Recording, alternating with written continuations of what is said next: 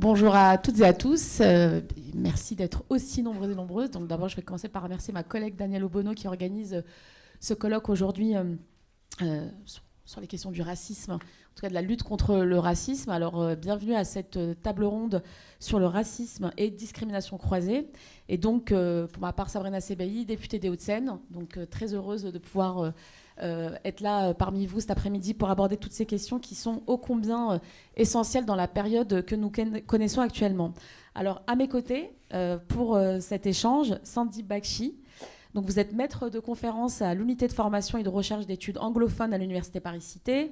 Vous êtes spécialiste des études décoloniales, études de genre, sexualité et littérature postcoloniale. Vous avez co-dirigé de nombreux travaux analysant les rapports sociaux, mais aussi transnationaux par une approche décoloniale critique. Vos travaux portent également sur la notion d'intersectionnalité que vous avez décortiquée dans votre ouvrage « Qu'est-ce que l'intersectionnalité ?» Je crois qu'il est... Voilà, vous l'avez devant les yeux. Domination plurielle, sexe, classe, race, publié aux éditions Payot en 2021 et coécrit avec Myriam Boussaba et Emmanuel Delanoë. Vous êtes aussi responsable du pôle société civile de la Cité du genre de l'Université Paris-Cité, cofondateur et co-directeur du réseau universitaire en lien avec les questions de société, le Decolonizing Sexualities Network depuis 2010, depuis quelques années notamment avec une nouvelle vague de mouvements antiracistes, particulièrement incarnés dans la lutte contre les violences policières. Le concept d'intersectionnalité est apparu en France, ou en tout cas a été de plus en plus utilisé dans les sphères militantes et politiques. Pour revenir à l'intersectionnalité, c'est un concept sociologique qui analyse comment différentes formes d'oppression, telles que le racisme, le sexisme, le classisme, le validisme, l'homophobie ou la transphobie, s'entrecroisent et se renforcent mutuellement. Personnellement, c'est un concept qui a résonné en moi en tant que femme arabe, qui a grandi dans un quartier populaire. Et j'ai longtemps eu l'impression que les espaces, notamment militants féministes, n'étaient pas faits pour moi. Et il en va de même d'ailleurs pour les formations politiques professionnelles. Donc c'est particulièrement intéressant pour moi de pouvoir en discuter avec vous aujourd'hui, de pouvoir développer là-dessus. Et pour rentrer tout de suite dans le vif du sujet, j'aimerais vous entendre sur le concept d'intersectionnalité, justement. Pourquoi et dans quel but a été théorisé le concept d'intersectionnalité ? Merci beaucoup. Merci Daniel de m'avoir invité. Merci Sabrina d'ouvrir le débat. Bonjour à toutes et à tous. Donc on va parler de concept de l'intersectionnalité. Je pense que le concept a été forgé par une juriste africaine-américaine, Kimberlé Crenshaw, dans les années dont elle a écrit 2 articles sur le concept d'intersectionnalité, ce qu'on appelle l'intersectionnalité, même si elle n'a pas nommé l'intersectionnalité, elle a parlé de intersection. Ça a été traduit comme ça par ma collègue aussi. Les 2 articles ont paru dans les années 1989 et 1991. Démarginaliser l'intersection race et sexe et cartographier les marges. Donc c'est vraiment un concept forgé à partir des marges, des périphéries de la société, notamment des femmes noires. Donc Kimberlé Crenshaw est très très claire. C'est que ce concept est un concept juridique, vu qu'elle est juriste, et c'est pour une transformation sociale et matérielle de ce qu'on peut appeler la justice. Qu'est-ce que la justice pour une femme noire? Donc elle part d'un cas spécifique de General Motors, qui était une usine où les femmes noires n'avaient pas droit de travailler jusqu'en 1964. Et en 1971, au fait, ces femmes noires ont été licenciées parce que l'usine avait des problèmes financiers, donc ils ont commencé par rapport à l'ancienneté. Donc les femmes noires ont attaqué en disant que la loi interdisait jusqu'en 1964 et que les premières femmes noires sont arrivées à partir de 1964. Donc évidemment, elles n'allaient pas avoir d'ancienneté. Et du coup, Kimberlé Crenshaw, elle a regardé cela, elle a analysé cela en 89 et 91 en parlant des marges. Celles qui vivent à la marge ou celles qui travaillent au fait à la marge et qui sont licenciables. Donc voilà comment ça a été théorisé, et on sait très bien que cette connexion entre la race, le racisme, le sexe, le sexisme.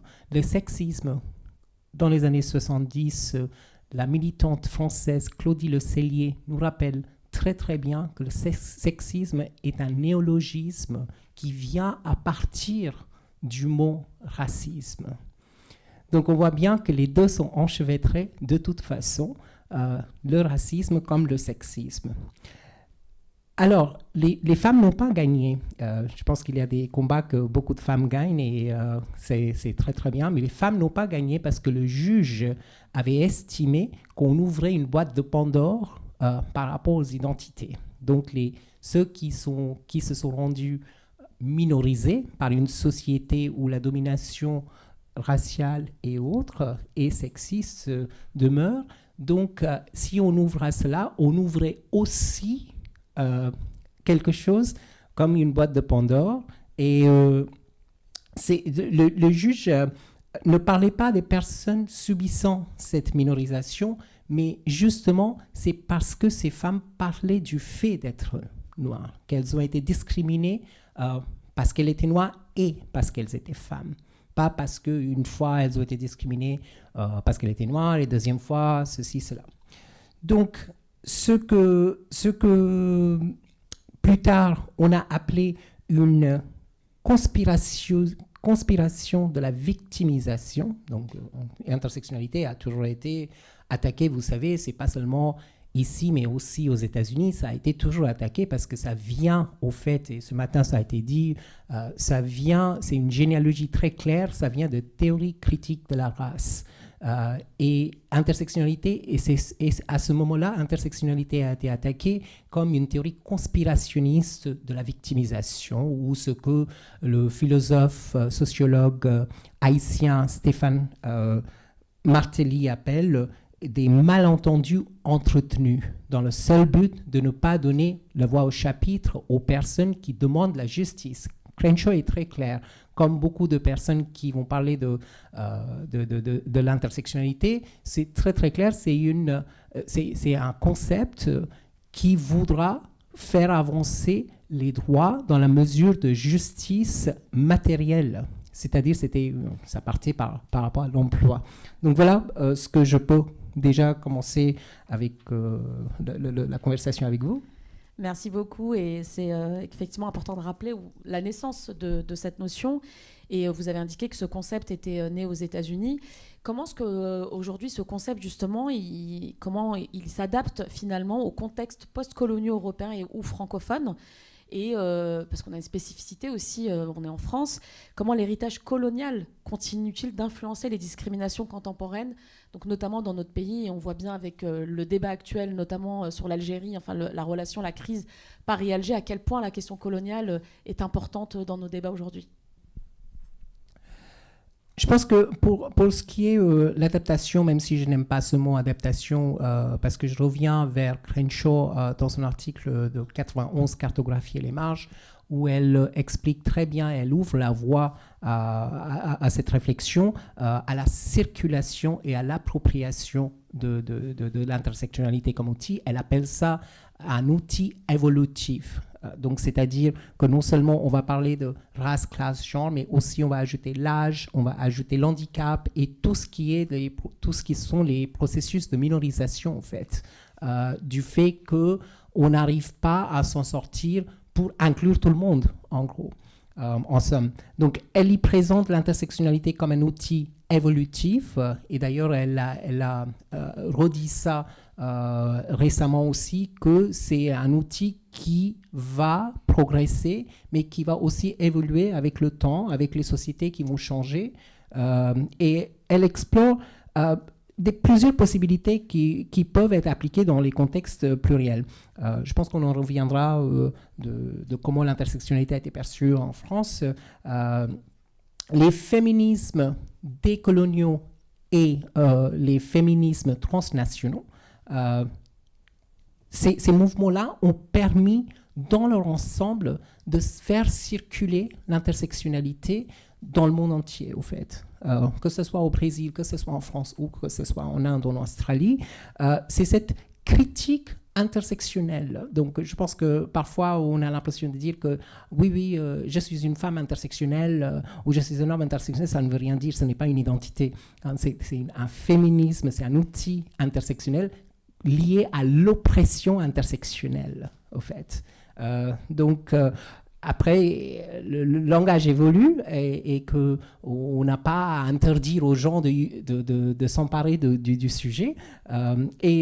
Par exemple, dans le recueil, dans l'ouvrage qu'on a publié, on a au moins 3 chapitres sur l'intersectionnalité et l'homosexualité.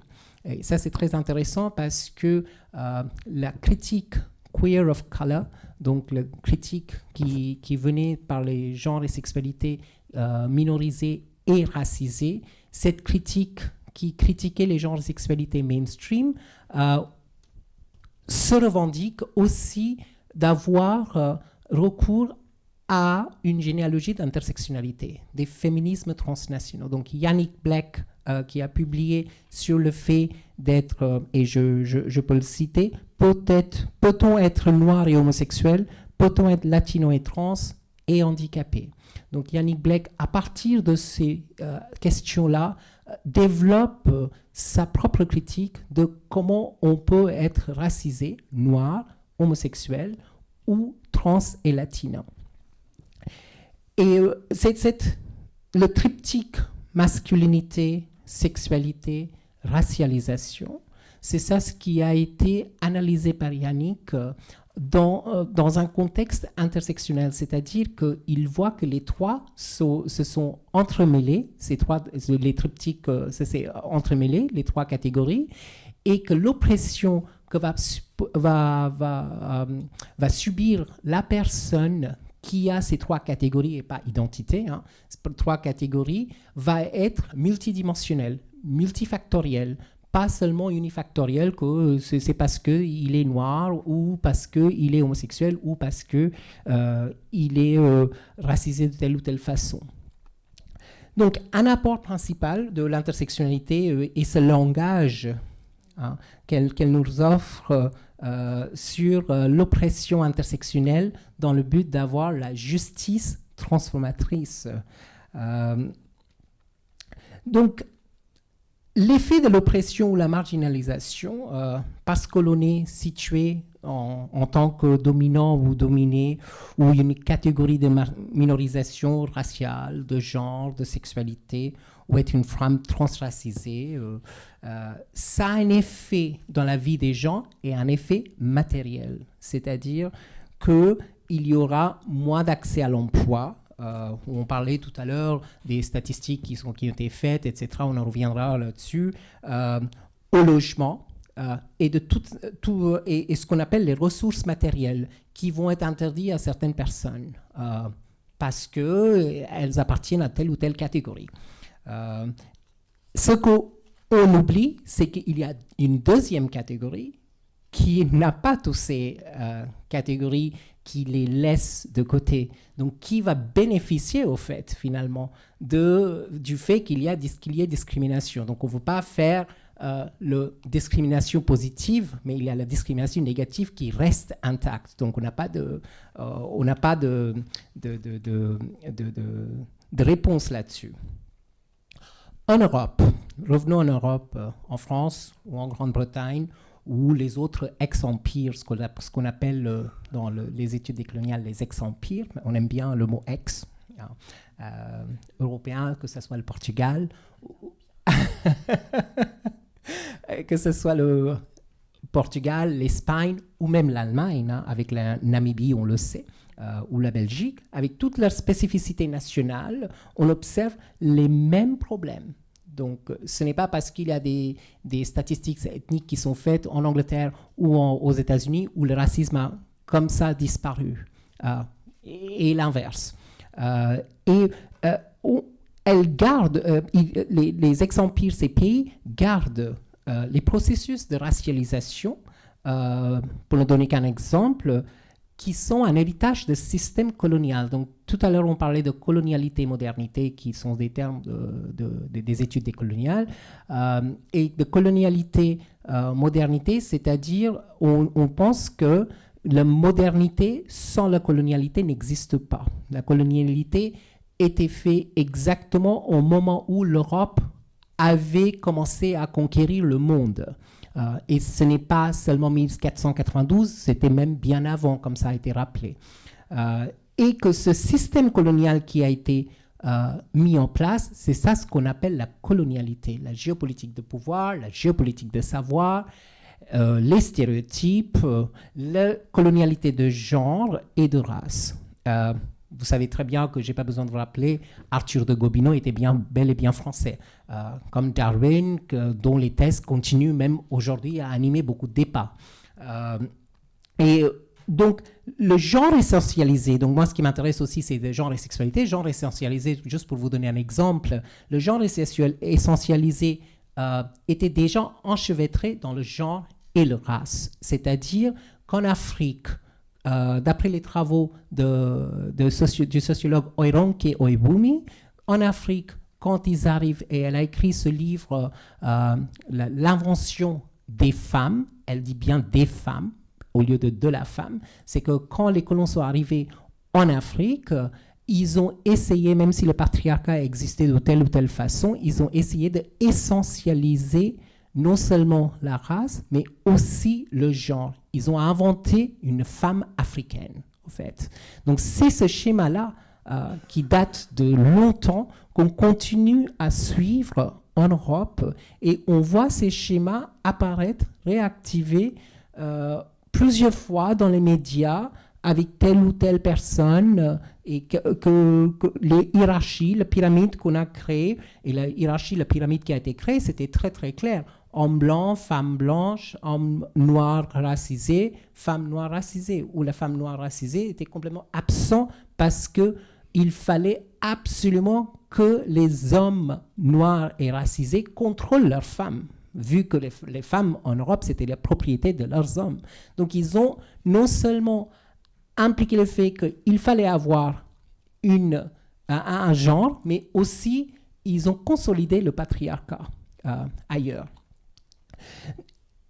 Et les travaux de la historienne Anne-Laura Stoller nous parlent notamment par rapport à la France, l'interdiction de mariage pendant la période coloniale entre les hommes blancs, parce qu'à l'époque, c'était les hommes blancs qui allaient et pas les femmes seulement, et les autres personnes de couleur, hommes ou femmes, de femmes noires.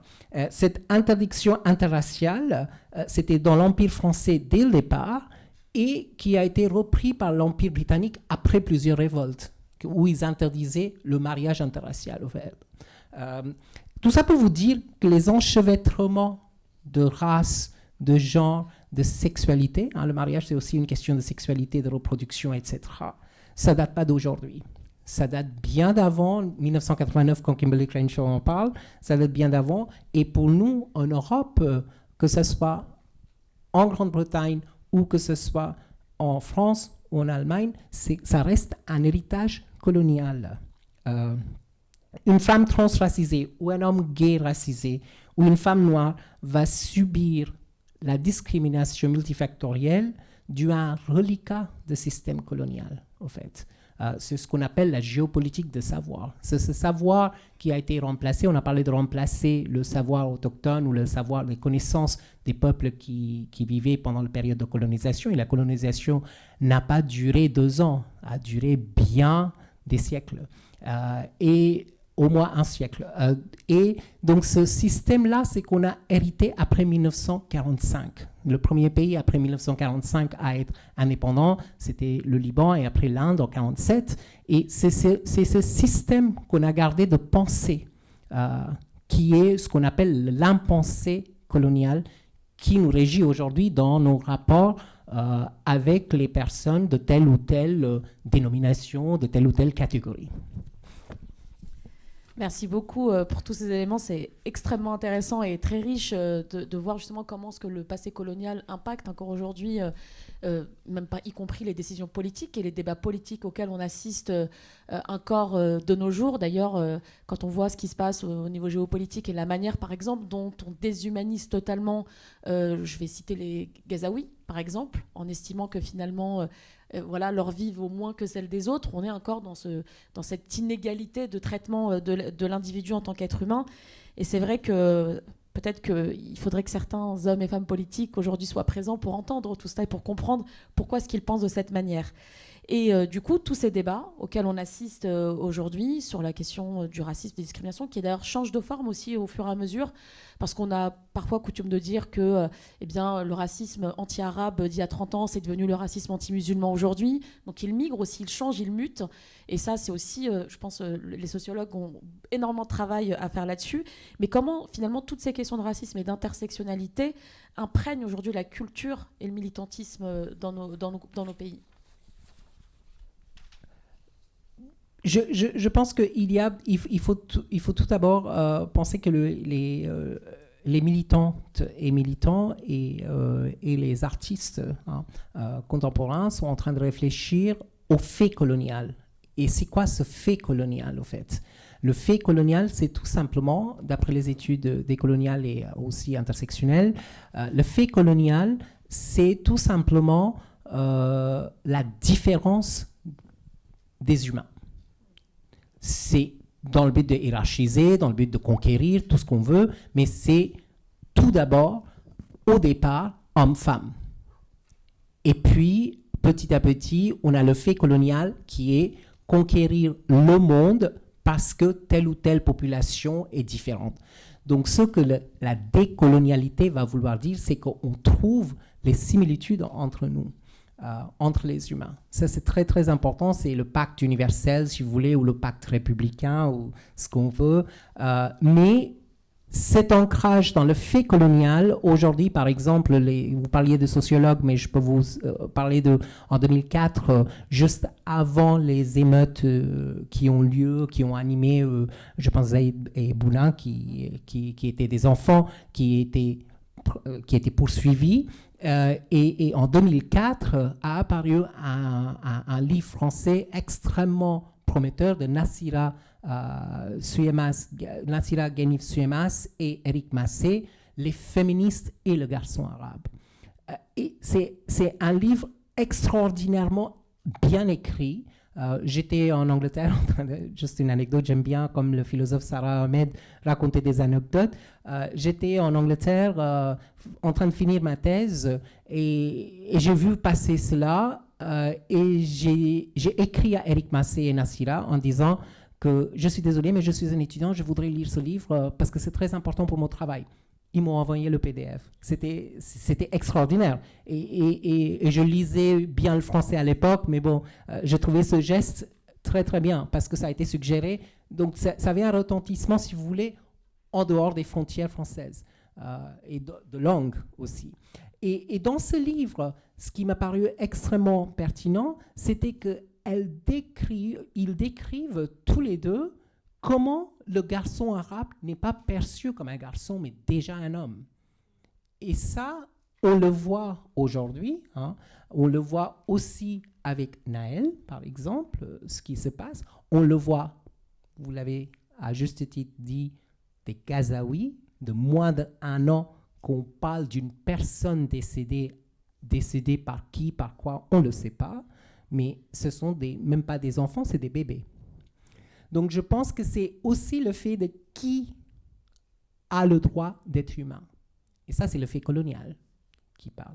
Donc, ça, c'est dans notre imaginaire, si vous voulez, récit national, si vous voulez, ou imaginaire national, tout ce on peut jouer avec les mots. Et je pense qu'en France, on est très fort pour linguistiquement jouer avec les mots et inventer des métaphores. On peut le faire, mais encore une fois, je reviens vers l'intersectionnalité. C'est matériel, c'est les vies en jeu, au fait.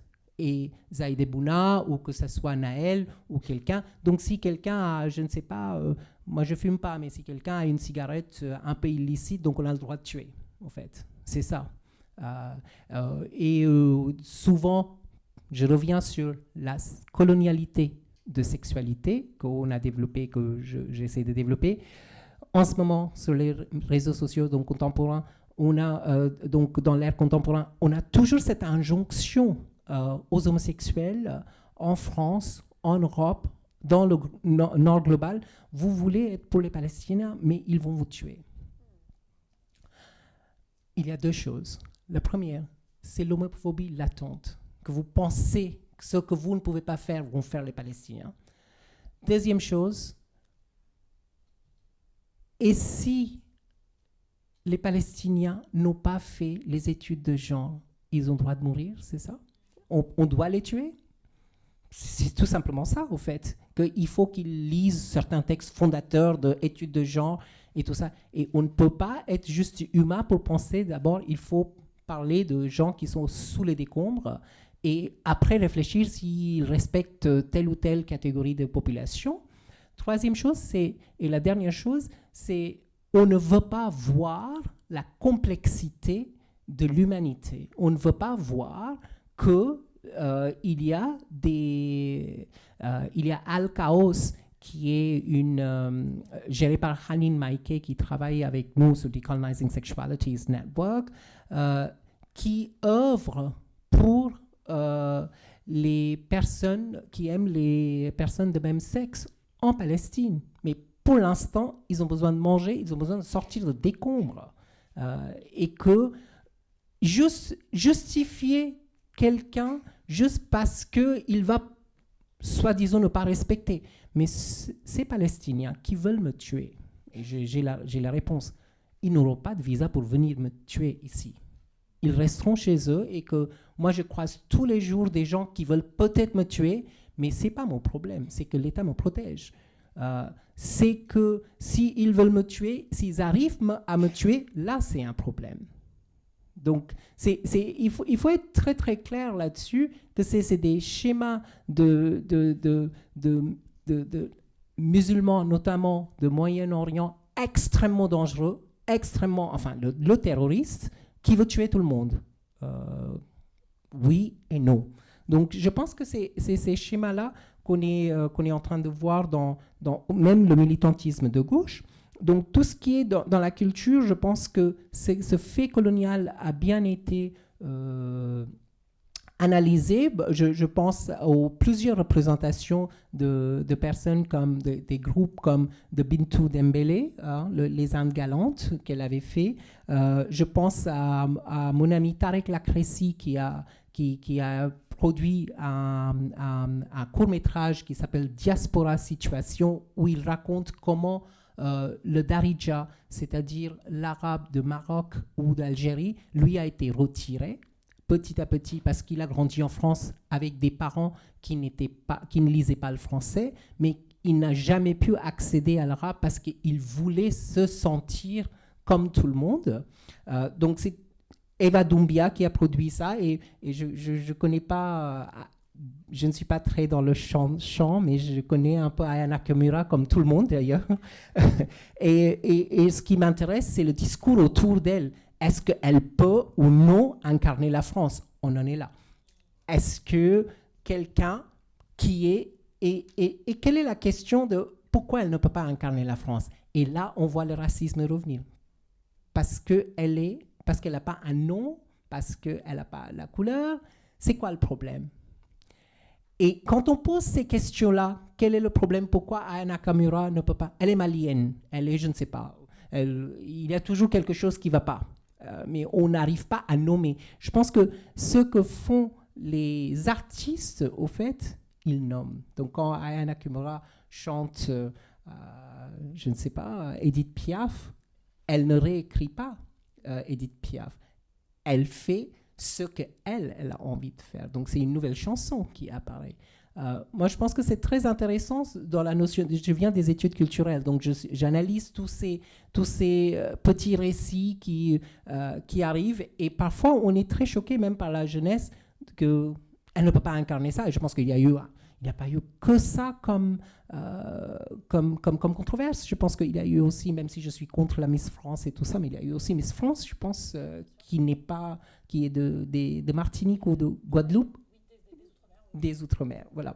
Donc, après le militantisme en France, comme je disais, même si le militantisme, le féminisme intersectionnel n'a pas utilisé le mot intersection, je pense que le militantisme en France était bien utilisé les approches intersectionnelles. On avait le travail de Awa Thiam, la parole aux négresses, qui en est la preuve, mais surtout ce qu'on a vu cette fois, et j'étais extrêmement content de voir ça pendant les Olympiques, les sœurs Nardal, Paulette Nardal et Jeanne Nardal, qui étaient des chantres, les pionnières de la négritude, mais qui est maintenant attribuée à Césaire et Senghor, etc.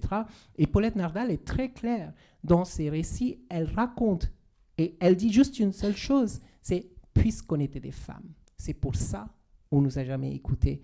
Alors que Paulette Nardal et sa sœur Jeanne Nardal étaient les premières admises à Sorbonne dans les études anglophones. Donc moi, j'étais très content que voilà, je suis en études anglophones et qu'elles étaient admises là pour faire leur cursus. Et qu'elles ont surtout tenu une conversation avec les Africains-Américains qui étaient exilés en France à l'époque, où Césaire était tout petit, je pense, dans les années 20. Et elles ont tenu ça s'appelle la Revue du Monde Noir. Et elles écrivaient ou elles publiaient en anglais et en français en même temps, et ça s'appelait les Salons de Clamart. Aujourd'hui, Paulette et Jeanne Nardal n'ont pas du tout... on a peut-être une représentation à la Gare de Lyon, l'autre jour j'ai vu, mais il y a surtout, pendant les Olympiques, on a vu son statut. Et je trouve que c'est très important de savoir que ces histoires ont toujours existé et que les femmes ont déjà réfléchi là-dessus. Dans la revue du Monde Noir, il y avait 2 ou 3 numéros qui sortaient sur femmes, classe, race. Enfin, c'est des années 20 quand même, 20, 30. C'est très, très pertinent. Elles avaient déjà réfléchi à ces questions en étant en conversation avec les Africains-Américains exilés comme plus tard Baldwin et McKay. Merci, et c'est vrai que c'est des sujets, vous rappelez les dates, on a le sentiment parfois qu'en même temps c'est très très loin, mais en réalité c'est des débats qui nous touchent encore aux derniers Jeux Olympiques et Paralympiques. Et sur la question des sportifs d'ailleurs c'est extrêmement intéressant parce qu'on voit bien, y compris dans les équipes, je vais parler du foot par exemple, où on a tendance par exemple à mettre les hommes noirs à certains postes et pas à d'autres, considérons par exemple qu'ils ne peuvent pas être sur des postes tactiques et stratégiques mais plutôt sur des postes d'endurance, donc en lien avec leur physique. Ça aussi c'est des choses qu'on entend encore aujourd'hui. La manière aussi dont certains partis politiques instrumentalisent aussi les différentes formes de racisme en les hiérarchisant entre eux et en prenant certaines communautés pour taper sur une autre communauté en disant vous voyez, vous avez intérêt à être de notre côté, sinon vous allez être submergé par l'autre côté. Donc tout ça est vraiment totalement d'actualité et dans le contexte dans lequel on vit aujourd'hui. Et c'est vrai qu'Aya Nakamura, nous aussi, on a essayé de comprendre pourquoi est-ce qu'elle ne pouvait pas représenter la France. Nous, on n'a pas compris, mais certains certainement avaient des raisons pour expliquer cela. Mais du coup, sur cette notion d'intersectionnalité, puisque parfois elle semble très complexe et en même temps, on a le sentiment que c'est quand même quelque chose qui s'empile finalement, les différentes discriminations, elles s'empilent les unes aux autres. Mais comment ce concept, il est perçu aujourd'hui dans le monde universitaire et dans notre société ? Donc, je pense que dans l'université, maintenant, c'est accepté. Hein. Donc, dans l'université française même, l'intersectionnalité, depuis longue date, c'est accepté comme un concept, et on en parlera, si vous voulez, ce concept rapporté apparemment. Mais dans le monde universitaire, je pense que le plus largement, il faut répéter que ces rapports sociaux ont déjà été analysés avant Kimberlé Crenshaw. Kimberlé Crenshaw seulement a donné le nom. Elle a parlé de l'intersection et c'est devenu intersectionnalité, bien sûr, donc on ne peut pas enlever ça à Kimberlé Crenshaw, mais beaucoup de personnes avaient déjà réfléchi là-dessus et même aux États-Unis dans les années 70, il y avait les femmes noires, un collectif de femmes noires. D'ailleurs, en France, on avait le collectif de 6 novembre. Et dans les années 70, il y avait le collectif Combahee River Collective de femmes noires de Barbara Smith qui avait pris pour cible le racisme anti-noir et le sexisme ensemble. Et elle avait parlé de positionnement qui était la leur en tant que femme noire. et qu'elle voulait parler de ce point de vue. Donc, dans le monde universitaire, évidemment, on avait eu la théorie de point de vue de Sandra Harding, qui était basée sur les épistémologies féministes de Donna Haraway, qui parlait du fait que Donna Haraway, elle avait parlé du fait que c'est une biologiste, hein, Donna Haraway, et elle avait déjà expliqué que même la biologie, qui veut être une science non idéologique, au fait, la différenciation singe et homme est très, très politique. Et donc, elle a prouvé que cette objectivité que prônent les scientifiques n'est pas vraiment objective. Elle a évidemment parlé de Darwin et comment il a prouvé qu'il y avait des races, etc. Et de ce point de vue que tout savoir est situé, qu'il n'y a pas d'objectivité réelle, Sandra Harding a travaillé sur la théorie de point de vue, c'est-à-dire que les personnes concernées, et c'est ça ce qui est intéressant, les personnes concernées n'ont peut-être pas la réponse à la discrimination qu'elles subissent, mais elles peuvent avoir un éclairage beaucoup plus pertinent que les personnes non concernées. Et là-dessus, exactement ce que dit le Combahee River Collective, c'est que des femmes noires ont un vécu, savent ce que c'est la discrimination, donc il faut les inclure quand on fait des décisions pour elles ou contre elles, etc. En Europe, quand l'intersectionnalité est arrivée, en Europe, les travaux de sociologue Sirma Bilge à Montréal, elles mettent l'accent sur le fait que cette notion d'intersectionnalité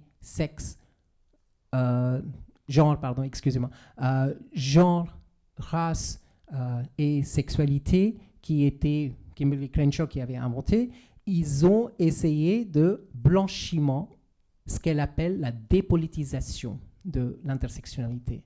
C'est-à-dire qu'en Europe et en France, il y avait notamment des femmes universitaires qui étaient blanches, donc elles ont enlevé le volet race et elles ont mis en avant le volet genre. Et elles disaient que c'est indissociable, on ne peut pas dissocier les deux.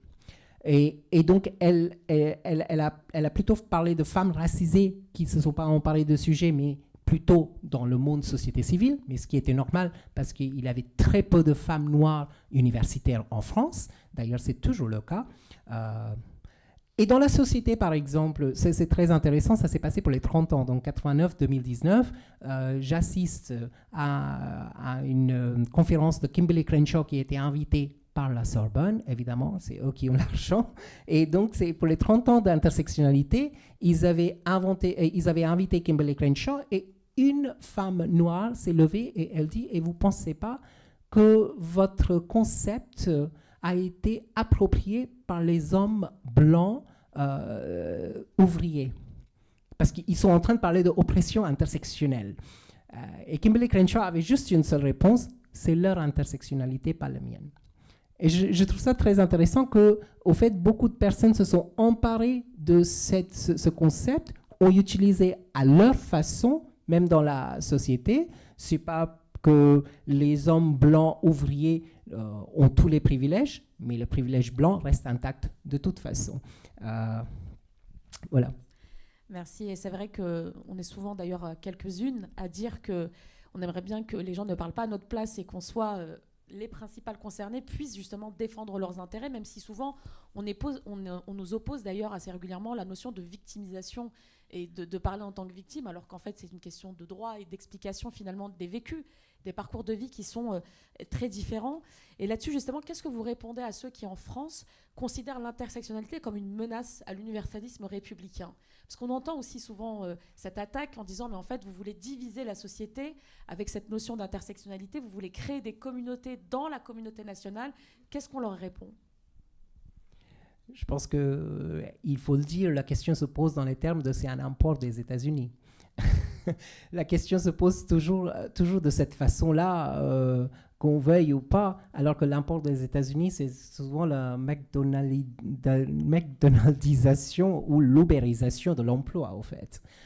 et c'est qu'on ferme les yeux souvent. C'est un rejet, je trouve, un peu précipité, un peu hâtif, qui n'a pas, à mon sens, qui n'a pas de sens pour moi. Et aussi, c'est prendre les féministes français comme si elles sont inconscientes, comme si elles ne savent pas créer un dialogue. Les féministes françaises, elles sont très en avant, elles se sont insérées dans un dialogue permanent transnational par le biais de féminismes décoloniaux et les féminismes transnationaux. Il ne faut pas regarder de haut comme si elles ne savent pas que les conditions matérielles, les conditions de race, classe, etc., ont un héritage d'esclavagisme aux États-Unis et en France, mais surtout le fait colonial en France, qui est très différent de féminisme impérial aux États-Unis. Donc je pense que les chercheuses françaises, elles sont très très au courant de comment approprier ce concept.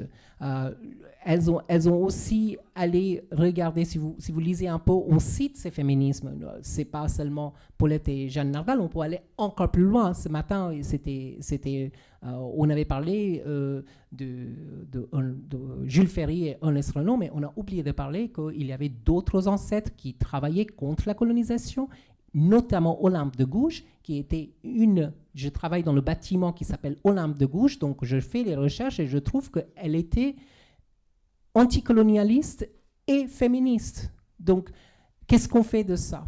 On va dire qu'elle est américaine. Et puis les théories critiques de la race dont dépend Kimberly Crenshaw vont citer Césaire, vont citer Fanon. On va dire qu'ils sont américains? Peut-être. Fanon est décédé aux États-Unis, donc peut-être il est américain, mais on ne sait pas ça. Donc moi je pense qu'il faut réfléchir sur le fait que c'est une circulation des savoirs. C'est ce que Edward Said, l'intellectuel le plus connu de Palestine, américain-Palestine, qui disait dans son livre que c'est les théories voyageuses. Ces mots, ces concepts, ça voyage. Et que si ça peut voyager au Brésil, si ça peut voyager en Argentine, et si ça peut voyager en Australie ou au Sri Lanka, ça voyage en Italie, ça voyage en France, ça voyage partout. Et que les féministes locales, elles savent très bien comment approprier cela. Donc moi, je pense que la question ne doit pas se poser dans ces termes-là. En ce qui est la division de lutte, quand les femmes ont commencé à demander des droits, on a dit « OK, plus tard ». Parce que pour l'instant, on a la guerre, pour l'instant, on a la décolonisation à terminer. C'est ce que les femmes africaines ont reçu. Et ça, c'est les travaux de Sylvia Temale qui montrent qu'en Afrique, quand les femmes ont dit qu'à l'indépendance, on va avoir des droits aussi en tant qu'hommes, elles ont été dites, vous divisez les luttes. Donc, moi, je trouve que c'est une question de ce que on nous a toujours dit, c'est toujours le bon moment de poser des bonnes questions et avoir des bonnes réponses. Il n'y aura jamais de bon moment de convergence, de lutte, etc. Donc, qui divise? Est-ce que vraiment c'est par le biais qu'on doit rentrer dans une conversation, un dialogue? Je ne pense pas. Merci beaucoup. Donc on peut continuer à lutter sans mettre à mal le modèle de l'universalisme républicain. Et le message est bien reçu et on pourra y répondre. Et puisqu'on parle de féminisme, il y a un sujet qui agite beaucoup la France, c'est la question du port du voile. Et on a des textes, une multiplication de textes qui arrivent, y compris à l'Assemblée nationale, interdiction du port du voile dans le mouvement sportif, interdiction du port du voile peut-être bientôt sur l'espace public, interdiction. Donc les femmes qui portent le voile. Quel regard vous portez justement sur le rapport aux femmes qui portent le voile en France, notamment sur le prisme de l'intersectionnalité, quand on sait par ailleurs qu'on a accueilli les Jeux Olympiques et Paralympiques en France, qu'on a été le seul pays au monde à interdire aux femmes athlètes de porter un couvre-chef et qu'à la cérémonie de clôture, le pied de nez magistral, puisque c'est une femme voilée qui reçoit sa médaille d'or pour la cérémonie de clôture. Donc voilà, j'aimerais vous entendre là-dessus. On n'a pas besoin d'avoir un avis sur tout. Donc moi, je n'ai pas d'avis sur qui doit porter quoi. Mais j'ai une observation parce que ce qui se passe ou ce qui s'est passé plus tôt, je ne peux pas prédire ce qui va se passer en France. Je sais qu'il y a des lois qui vont arriver, qui vont être très très sévères pour notamment ce problème qui est un problème, au fait, depuis la colonisation. Je pense que je n'ai pas besoin de rappeler que Fanon avait déjà écrit là-dessus, sur la question de voile, sur la question de dévoiler les femmes musulmanes d'Algérie, etc., sous prétexte de surveillance, bien sûr, et de justice ou ce qu'on veut. Est-ce qu'on doit réfléchir sur la question du fait qu'elles sont émancipées ou non, mais peut-être c'est à chacune de décider si elle est émancipée ou pas. Ça, il faut les inviter pour qu'elles puissent prendre la parole. Évidemment, évidemment. On ne peut pas faire les lois contre les concernés ou pour les concernés sans qu'elles soient incluses dedans. Est-ce qu'on est capable de les entendre déjà? C'est ça le problème. C'est que est-ce qu'on veut les entendre, ce qu'elles vont à dire? Et on ne peut pas savoir comment...